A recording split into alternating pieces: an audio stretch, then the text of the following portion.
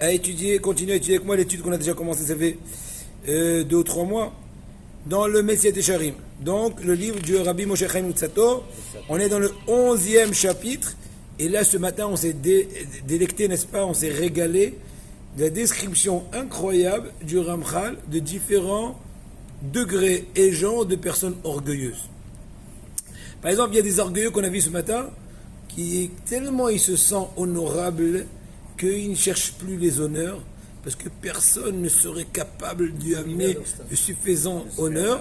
Et donc, à la rigueur, écoutez bien, il exprime son orgueil de par une ultime modestie, et une modestie en fait fausse.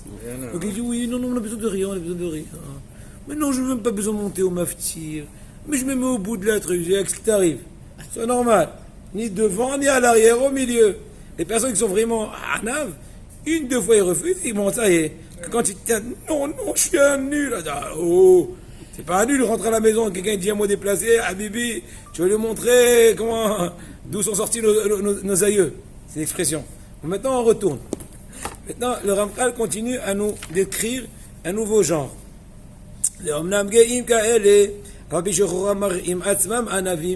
Ce genre de personnes qui sont orgueilleuses, bien qu'ils apparaissent, encore une fois, soi-disant, comme une personne qui sont humbles, automatiquement ils auront beaucoup incidents au niveau spirituel. Chez Bliedi Atam, en français, sans le vouloir, parce qu'on peut, il y a une limite au mensonge. Même le plus grand comédien, en fin de compte, il va se faire attraper.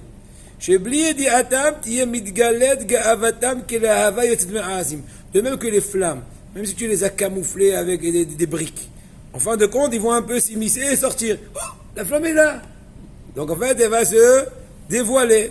Ainsi il te dit, ce faux modeste ou ce vrai orgueilleux, on va tout de suite retrouver, remarquer, déclarer son véritable orgueil. Par rapport à Parashat Korah, là-bas il est marqué dans le Midrash Rabbah, imaginez-vous que vous avez une maison qui est toute pleine, qui est rembourrée, on va dire comme ça, de paille.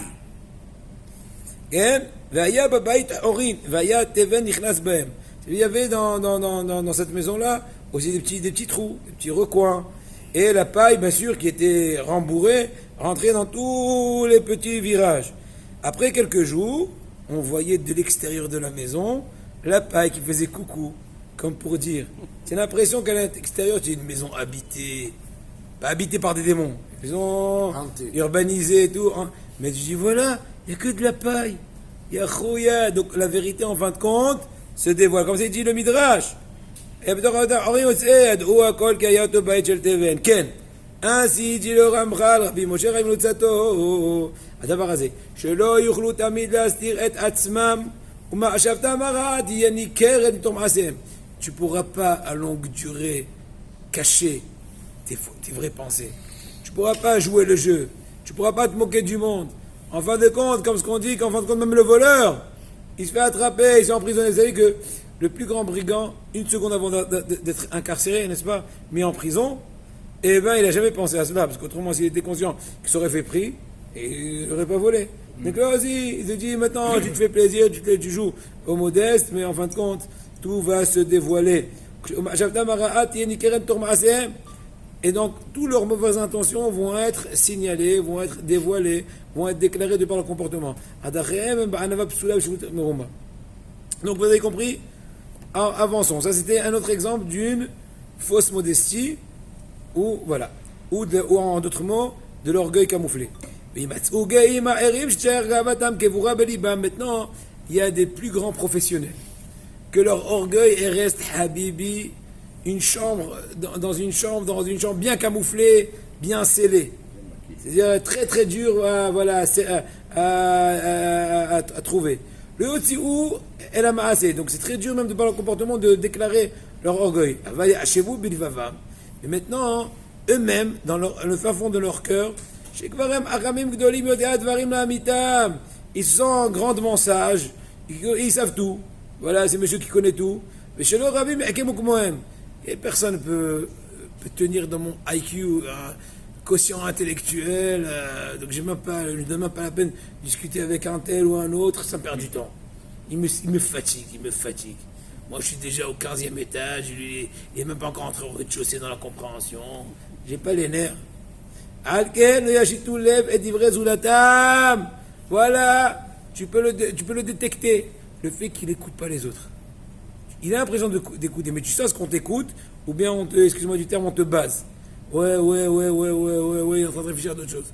Tu sens que quelqu'un t'écoute ou pas? Pourquoi des fois? Bon, des fois il est dissipé, ça peut arriver. Mais si c'est de façon méthodique, ça prouve que la personne se sent trop haut pour Hazve Shalom se rabaisser et t'écouter tes propos. Ken yashitu lev et divrei zulatam be'oshmam. כי מה שקשה עליהם לא ינקה לאחרים, ומה ששכלם מראה להם כל כך ברור הוא, כל כך פשוט הוא, עד שלא יאושו דברי החולקים. Donc des fois il dit que mes doutes sont tellement compliqués, mes questions, on va dire, philosophiques ou mes questions de compréhension, tellement profondes que je ne trouve même pas la peine de l'exposer à personne. Personne ne comprendra, personne, donc je ne vais pas perdre mon temps. Donc c'est une expression, encore une fois, très fine, gava. Elle est très grosse, mais elle est fine dans le sens qu'elle est gravement camouflée. Donc ils n'ont aucun doute que leur réflexion est vraie et que personne ne peut commencer à comprendre l'ombre de leur compréhension, donc ils ne se donnent même pas la peine de discuter avec personne. Kol ele toldot ha'ga'ava ha'meshiva ha'chamim ahor v'data mesakelet. Vous entendez, chers amis, il te dit le Ramchal, tout ceci sont les conséquences de l'orgueil. Que l'orgueil peut mettre en recul les véritables sages. Ils sont en premier lieu sages, mais après qu'ils laissent leur orgueil s'exprimer, ça va les rendre bêtes.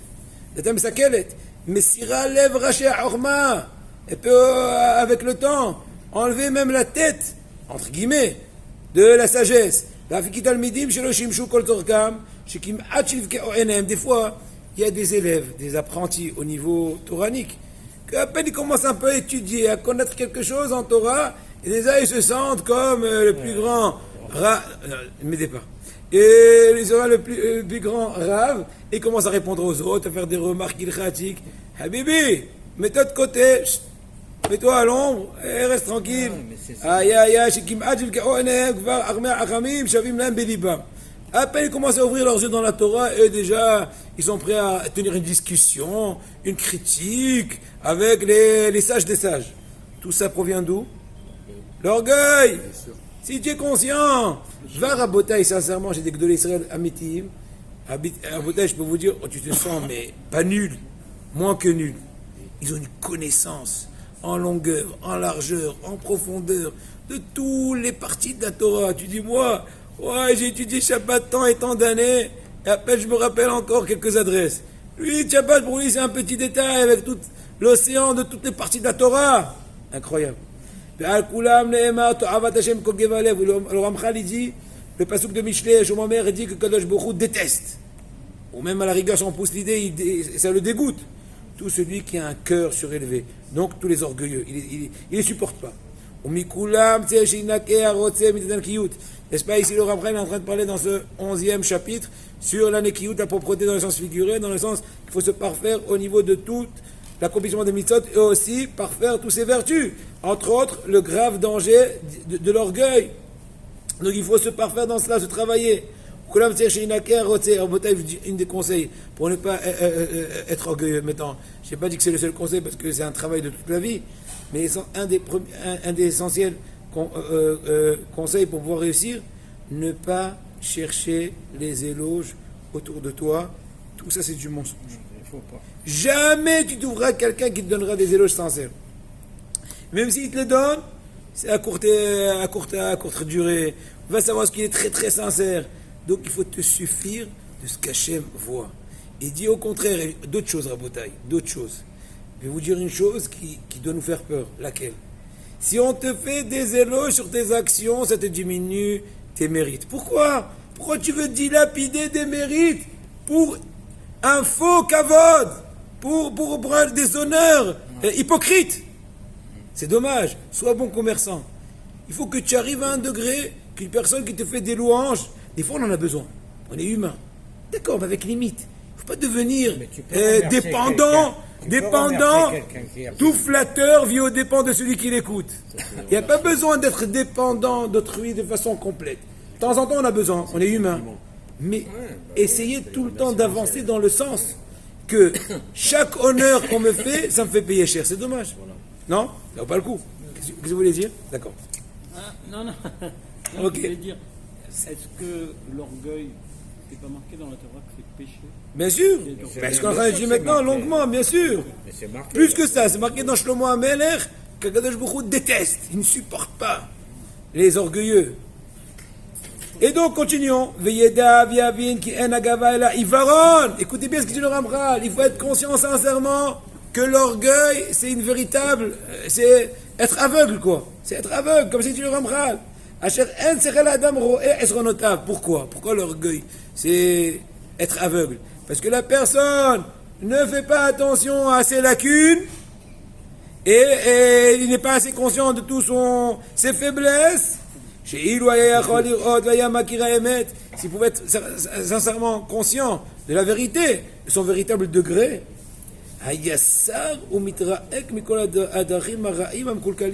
automatiquement il serait éloigné de tous les mauvais chemins qui sont en train de le déranger dans sa progression dans votre Hashem.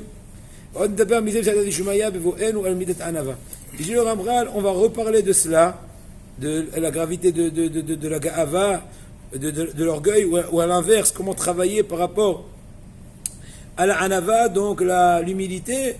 Hashem Ipena Koshi Agadol Sheshbe Asagata. Il dit le Ramchal, étant donné qu'il y a une très grande difficulté pour arriver au véritable degré d'humilité. Anava, c'est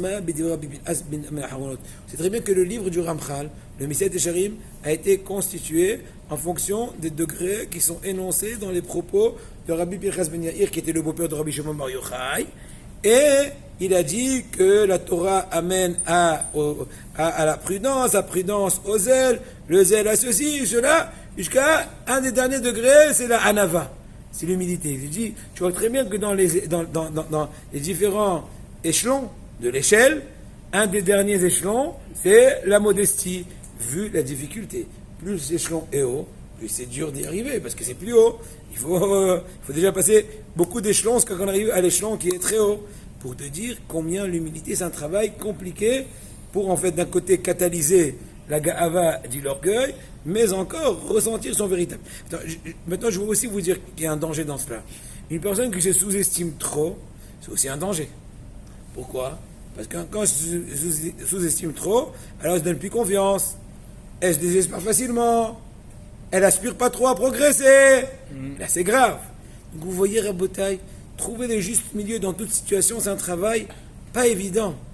Trop me sous-estimer, danger. Orgueil, me sous-estimer, dégonflement. Les youches, se désespérer. Comment trouver le juste milieu? Ça se travaille. Il faut étudier la morale, il faut travailler, il faut se faire concerter par une personne à laquelle tu as confiance, en qui tu as confiance, une personne expérimentée, une personne qui est plus sage que toi, etc., qui a plus d'expérience, etc. Maintenant, le Ramchal, il veut parler, moi je pense, si vous me permettez, est-ce que vous voulez que je vous pose une question à vous? Vous voulez qu'on change de sujet ou que je continue le Ramchal? Moi ça ne me dérange pas. Non, mais vas-y, Hein, qu'est-ce que tu penses? On continue? D'accord. Non, maintenant, il va parler d'un point très très important, le casse. On a encore une vingtaine de minutes. La colère. Ce matin, j'ai raconté un peu sur cela. Je vous dis juste une anecdote. En fait, c'est pas une anecdote, c'est une histoire. Une fois, il y a une personne coléreuse qui est venue chez le Stapler, Rabbi Yaakov Israël Kanievski, le papa de Rabbi Chaim Kanievski. Pourquoi on l'appelle Stapler? Parce qu'il venait de la ville en Russie qui s'appelle Staple. Et Stapler en yiddish, l'air, c'est comme tu dis, le parisien, le marseillais. D'accord? D'accord? Très bien. Par exemple, lui, il s'appelle le Tanière. Ça, pour rigoler. Vous avez compris? Donc, Stapler. Ok? Maintenant, pour continuer, entre parenthèses, avant de raconter sur Stapler ce qui s'est passé avec lui dans cette histoire-là, on raconte que quand il était soldat malgré lui, en Russie, Alors il y avait un Shabbat qui devait faire son service de surveillance. Maintenant, vous savez qu'en Sibérie, là-bas, la garde.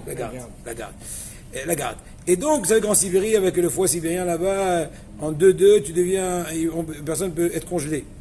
Maintenant, avant l'entrée du Shabbat, il a oublié à un certain instant, il a accroché, imaginons, sa parure, on dit, non, son beau manteau, là, en fourrure, la fourrure. Il a pris la fourrure, il a accroché sur un arbre. Et avant l'entrée du Shabbat, il s'est rendu compte, maintenant il veut le remettre, trop tard. Pourquoi? Parce qu'on a une halakha qui dit que quand une chose, elle est perchée sur un arbre, on n'a pas le droit de la décrocher, étant donné qu'on risquerait, nos sages ont interdit. Il y aurait peur qu'il risquerait à arracher une branche. On y a un peu plus de détails, mais je ne dis pas maintenant tout. D'accord. Maintenant, le Staper, il a dit, je ne suis pas prêt à transgresser l'interdiction. Mais d'un autre côté, on sait très bien qu'il y a Pikuach Nefesh, quand c'est un cas de danger de vie, et bien tout est repoussé. Même s'il y a un doute de danger de vie, on a le droit, c'est une mitzvah que même le Rav en premier lieu donne l'exemple et va faire ce qu'il faut, même au prix de faire des travaux interdits le Shabbat pour sauver la fameuse personne. Mais Stephen, il a dit c'est vrai, mais pour l'instant, à cet instant-là, je n'ai pas de danger de vie. Donc j'attends encore 5 minutes. Après, au bout de 5 minutes, il dit commence à devenir gelé. Je vais prendre le manteau, j'ai pas le choix. Non, encore 5 minutes. Non, encore 5 minutes. Comme ça, raboter les 24 heures du Shabbat se sont écoulées encore 5 minutes. Mais, malheureusement, il y a eu un très grand dommage au Stapler de par cette situation. Il est devenu très, très lourd d'oreille. Très, très lourd d'oreille. C'est-à-dire que c'est quoi qu'on voulait parler, à la rigueur, il fallait écrire un mot. Parce que lui parler, lui crier aux oreilles, c'est pas toujours sympathique.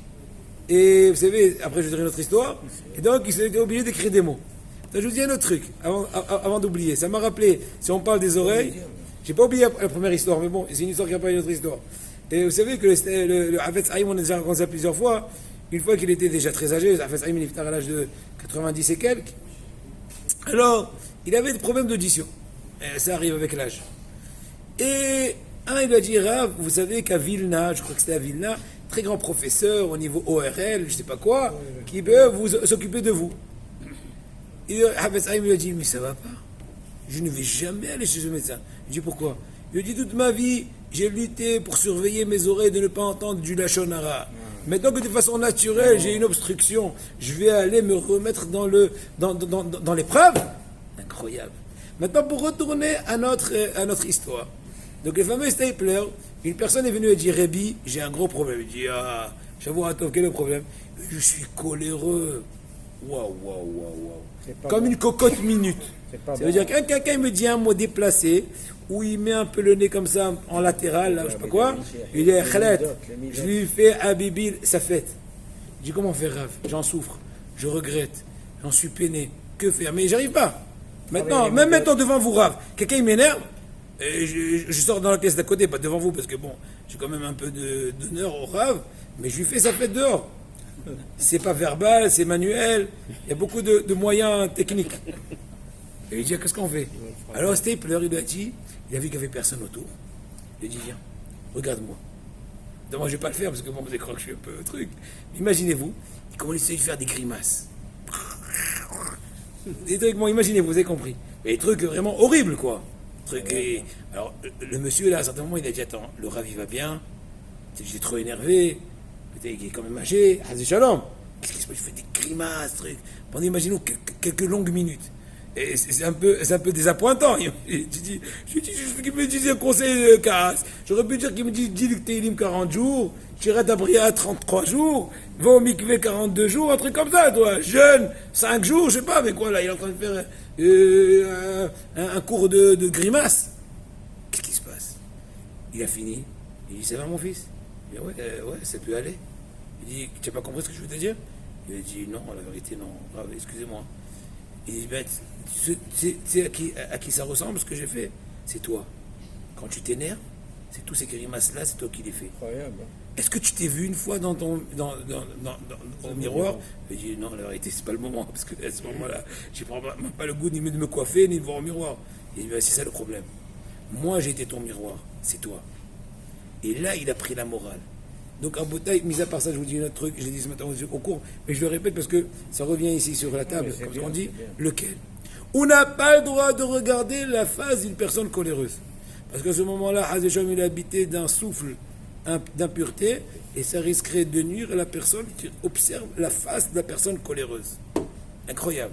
Donc à la rigueur, des fois, quand les gens qui s'énervent, on les voit, on dit ah, bon, si tu viens pour régler pour calmer les esprits, il n'y a pas le choix. Au contraire, c'est une mitzvah. C'est même une obligation. Mais si tu viens juste pour le cinéma, comme ce qu'on dit, c'est pas le moment, camoufle-toi. Vous savez? Bon, maintenant, pour retourner. Undaber ata mina ka'as. Rabbi Moshe Chaim Lotzato, il te dit, maintenant, on va parler un peu du kourou, du ka'as. Ine yesh haragzan shamu alav shabbat koufé. Agmar Maseret Shabbat av koufé dit qu'il y a le coléreux, que kol hako'es, un degré de colère, que sur lui, il est dit dans nos sages, kol hako'es kilo avodat zara. Tout celui qui s'énerve, eh bien, il est considéré comme une personne qui est en train de servir la avodat zara, d'idolâtrie. À partir du moment, une personne qui s'énerve à toute occasion, à partir du moment que tu ne vas pas dans son sens, même par erreur, tu n'as pas fait ça sciemment, tu as fait sciemment, c'est Hashem Elachem. Mais même si tu as fait par erreur, de ne pas aller selon sa flûte, eh bien, flûte, c'est fichu. Ou anichnas kol davar she'asuk neged retzono. On mitmaleh hema, il se remplit de courroux, il devient comme une butane, je sais pas quoi. Ah, tchekvar libo bal imo, il perd son cœur, donc sa raison.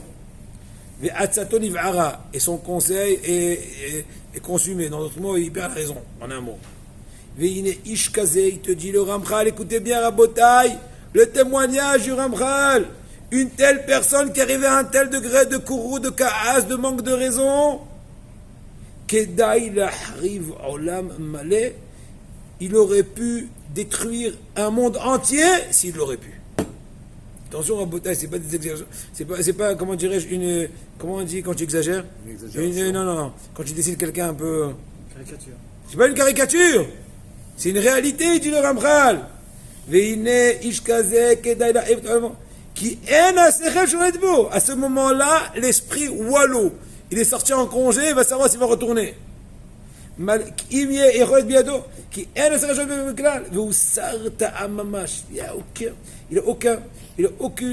aucun bon sens cette personne-là. C'est comme les bêtes les plus graves, les sauvages. Il devient un rapace pour quelques minutes, mais il va savoir après. Et sur lui, il est dit dans Iyov, une fois, j'ai vu quelqu'un, il m'a raconté qu'il était à la salle d'attente dans un hôpital. C'est une histoire qui fait plusieurs années. Il a vu un papa en train de cajoler son fils qui était en attente pour se faire pansementer. Je sais pas si ça se dit, mais c'est compris. Je l'ai fait exprès. Bon, pour se faire soigner. Pourquoi? Qu'est-ce qui s'est passé? Alors, il a essayé de demander. Il dit ce qui s'est passé, ben, il s'est fait excuse-moi du terme, déchiqueter par son père auparavant. Dans son père en train de pleurer, ça va chérie, ça va, ils vont te mettre du mercurochrome, ils vont te mettre du truc. Je dis, c'est bouc. Tu t'aurais calmé auparavant, tu n'aurais pas besoin ni venir ni à l'hosto, ni au mercure, ni au rochrome. Aïe. Donc il te dit, pour l'instant, il est devenu féroce. Il a perdu sa raison. Il a enlevé ses habits humains et devient Habibi, bonjour la panthère. Torev Nafsho Be'apo, c'est marqué dans Iyov. Dans Iyov, c'est marqué Torev Nafsho Be'apo, traduction littérale, une personne qui est en train de dévorer son propre âme. En d'autres mots, il se déchaîne. Allez, Ma'anchat et Azev Aretz, il dit Iyov, est-ce que pour toi la terre va être détruite? Qu'il comme toi, le monde est fini, ça y est, on m'a pas écouté, commence à un tremblement de terre, commence à crier. Qui est là? Qui a parlé là? Voilà, qui a parlé? C'est la terreur. Vous calvadaï la avo comme une avérote de Djilo Ramchal à ce moment-là, c'est très facile pour lui, malheureusement, de transgresser toutes les fautes les plus graves. S'il en a besoin, s'il veut concrétiser son kourou, exprimer son orgueil, dit son kourou, tous les moyens sont permis, tout devient permis. Parce que là, il a, comment dirais-je, pour un instant, oublié le cadre humain. Et le cadre sensé, il a jeté son esprit, sa conscience, sa sensibilité, tout est mis hors piste. Un potage, je te dis qu'il n'a jamais étudié ça, il n'est jamais conscient de cela. Ouais, Il dit non, mais lui, non, je veux dire pourquoi. Des fois, tu t'énerves. Non, je vais vous dire pourquoi, Rabotaï. Je vais vous dire pourquoi. Mais tant qu'on n'est pas conscient de cette existence, de ce système humain, on dit moi ça m'arriverait jamais. C'est pas vrai. Mais quand le Ramchal il te dit, c'est tout un chacun il est censé arriver à cela. Bien sûr, merci Hachem, c'est pas tous les jours, pourvu que ça arrivera jamais. Mais dire que je ne suis pas censé arriver à ça, c'est faux. Parce que si le Ramchal te dit que la nature humaine fait, que la personne qui s'habitue à être coléreuse va se dégrader jusqu'à ce point-là de gravité, et bien tant qu'on n'y croit pas, une personne avertie en vaut deux, mais si elle n'est pas avertie, et bien rien ne pourra le protéger.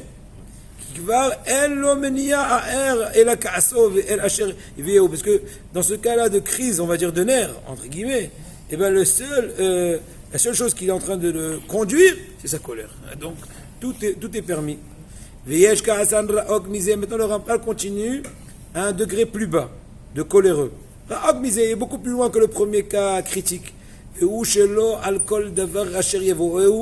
c'est pas une personne pour toute chose qui arrive, qui n'est pas exactement selon sa volonté, de lèse-majesté. Im katon v'im gadol, petit ou grand, il va à rapport, son nez va devenir rouge, c'est l'expression. Il va pas s'énerver pour tout truc. Écoute, aujourd'hui, il y a moins de sel, ça va, mais du sel comme toi. Mais je comprends pas, on mange mal dans cette maison. Qu'est-ce qu'il y a en jeûne?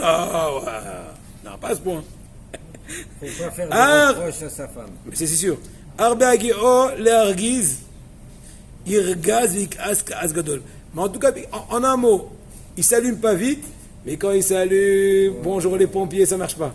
Les pompiers, ils n'arrivent pas à l'éteindre. Tout feu, tout flamme sans cesse. Il connaît les classiques. Arba gio le argiz. Irgaz vik'as ka'as gadol. Vous, Jikraou, Aramen Zoram Vara, comme tu dis dans le sens en Pirkei Avot Perek Mishnah Yud Aleph, caché l'ichoz, caché l'irtzot.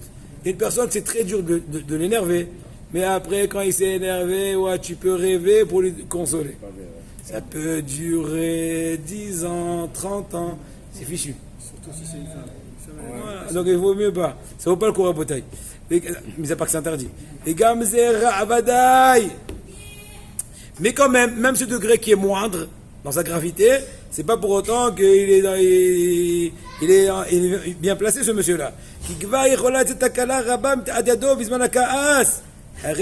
Parce que c'est vrai que la fréquence du danger par rapport à ce deuxième degré d'individu coléreux, elle est moins grave que le premier qui est khlet, mais lui aussi, c'est vrai que c'est pas tout le temps, mais quand il s'énerve, il risquerait d'agir de façon irréversible. Ce qu'il dit le Ramchal, irréversible. Quand tu dis par exemple le mot de vexation, c'est encore un petit prix à la rigueur. Mais des fois tu peux insulter Hachem Ishmor, ou tu peux sortir un Shem Ra, de dire une mauvaise appellation, et dire tu es un ceci, cela, ou divulguer un secret qui va lui nuire dans le... Peu importe, je sais pas moi, 10 000 situations. Veyesh Ka'asan, troisième degré plus bas, mais qui reste aussi quand même assez grave. Pas haute misée, un peu plus bas. Chez le Ichas al Nekala, qui va pas s'énerver très vite, ou pas pour n'importe quoi. Mais même quand il va s'énerver, il va être contenu, il va se contenir un peu. C'est à petite échelle. On voit le courroux, mais à petite échelle. Ça reste encore, comment dirais-je, on peut surpasser la situation. On peut dominer la situation. Mais il est dedans. Il y a le feu qui boude à l'intérieur. Donc il se contient, mais c'est pas pour autant qu'il est calme. Et c'est pas le moment de maintenant de lui raconter une histoire. Et je te prie, fais-moi de... Fais pas de long. J'ai pas le temps.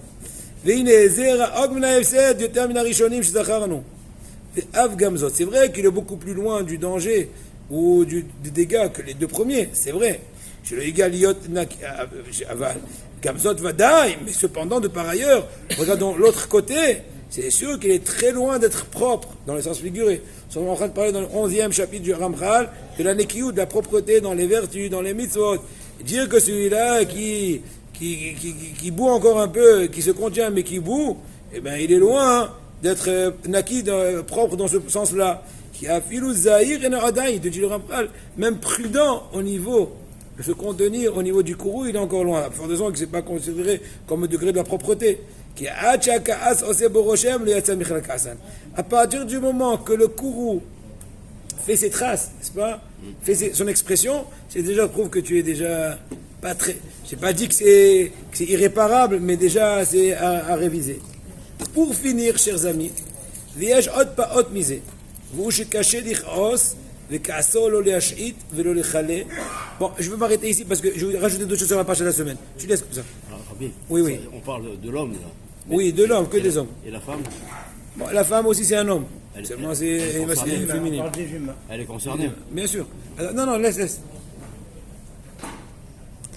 On raconte dans la parachat de la semaine, dans la parachat de Matot, on en a parlé ce matin, que quand les deux tribus ennemies qui ont demandé d'avoir un héritage dans l'autre rive du Jourdain, n'est-ce pas, Reuven, Gad et la demi-tribu de Ménaché, ils ont dit à Moshe Rabbeinu, on veut tout d'abord mettre des enclos pour nos bêtes et aussi construire des villes pour notre famille et on va aller en guerre. On va aller en guerre devant Am Israël. Moshe les corrige, il leur dit construisez tout d'abord pour vos enfants des demeures, ensuite des enclos pour vos bêtes et vous allez en guerre devant Akadosh Baruch Hu. Donc deux rectifications dans l'ordre d'action et devant qui on va aller en guerre, au nom de qui. L'idée qui est enfouie qui est dans cela, j'ai vu au nom de Rabbi Yitzhak Yaakov Weiss, le Baal Shut Min'at Yitzhak, il dit un truc extraordinaire. Il y a une Gemara dans Maseret Brachot, Daf Mem Amoud Aleph, qui dit Ve'achalta ve'savata ou baratat Hashem lokecha. Tu vas manger, tu vas te non, pardon. Je vais donner d'abord de l'herbe dans tes champs pour tes bêtes, et ensuite tu vas manger. De cela, on apprend une halakha qu'une personne n'a pas le droit de manger avant de donner manger auparavant à ses bêtes, qui sont dépendants de lui, n'est-ce pas? À un tel point que la halakha dit que si une personne a fait motzi, et il s'est souvenu qu'on n'a pas encore donné du foin à l'animal qui est à la cour, j'ai le droit de dire donner à manger au cheval, par exemple, et ensuite goûter du pain. Bien qu'a priori, ce serait une interruption entre la bénédiction et la consommation. Non, puisqu'il t'est interdit de consommer avant de donner manger à ta bête, c'est le même sujet de consommation, ça te permet la consommation. Maintenant, c'est ça l'optique de les deux ennemis tribus, les deux tribus ennemies. Qu'est-ce qu'ils ont pensé? Ils ont dit, nous, on ne se sent pas assez valeureux pour pouvoir hériter la terre d'Israël. Pourquoi? Parce que c'est marqué dans nos sages que quand Am Israël, ils sont méritants, alors leur travail est fait par d'autres. Et quand ils ne sont pas méritants, eh ben, ils reçoivent la parnassa de par le billet des bêtes. Ça veut dire qu'au passage, ta bête reçoit, tu reçois avec. Donc eux, par leur humilité, ils ne se sentent pas assez valeureux. Ils ont dit, on va construire tout d'abord des demeures pour nos animaux, ensuite des enclos, ensuite des demeures pour notre famille, comme pour exprimer le fait qu'on va recevoir la bracha de par nos animaux, puisqu'on ne se sent pas assez valeureux, comme les tzadikim qui reçoivent directement dans leur propre compte. Et là, Moshe le corrige. Il leur a dit non. Vous allez aller en guerre devant Hachem. Au contraire, tâchez à vous parfaire, à vous reconstruire, à vous renforcer, pour être méritant de par votre propre mérite, de recevoir la parnassa. Donc c'est pour ça que moi j'aurais dit tout d'abord, construisez des maisons pour vous, et ensuite, ça me rappelle une petite histoire que j'ai racontée ce matin. C'est une blague. Bon, il y avait une fois une personne, Amma Aretz, un ignare, il a décidé de se mettre à côté du Rav. À l'endroit où le Rav s'assoit, il y avait une chaise ici, il a dit, voilà. Donc moi j'ai vu ça une fois, ça c'était vraiment ridicule. Bon, c'était quelqu'un qui était le pauvre, qu'est-ce que tu vas lui faire? Donc maintenant, lui, pour montrer qu'il était très intelligent, il a pris le Tzidkatra. Tzidkatra, Geharesh, un passouk dans le Tehillim. Adam ou Behema Toshia Hashem. Il est venu chez le Rav devant tout le monde. Il dit, Rav, j'ai une question. C'est quoi Adam ou Behema Toshia Hashem? Hashem, tu vas sauver l'homme et la bête. Agav, c'est marqué dans nos sages, ce que je viens d'expliquer tout de suite, que Bisruta Behema Toshia Agav Adam. Que de par le mérite, tu vas sauver les bêtes, sauve-nous nous aussi. C'est comme se soumettre à Kadosh Baruch Hu. Même si on n'est pas méritant, donne-nous de par le billet indirect, entre guillemets. Attends, lui, il ne connaissait pas tout ça. Il lui a dit, Rav, c'est quoi le passage qui dit que toi, tu vas sauver l'homme et la bête? Qui a mis la bête devant l'homme? Il a dit, celui qui t'a mis à côté de moi.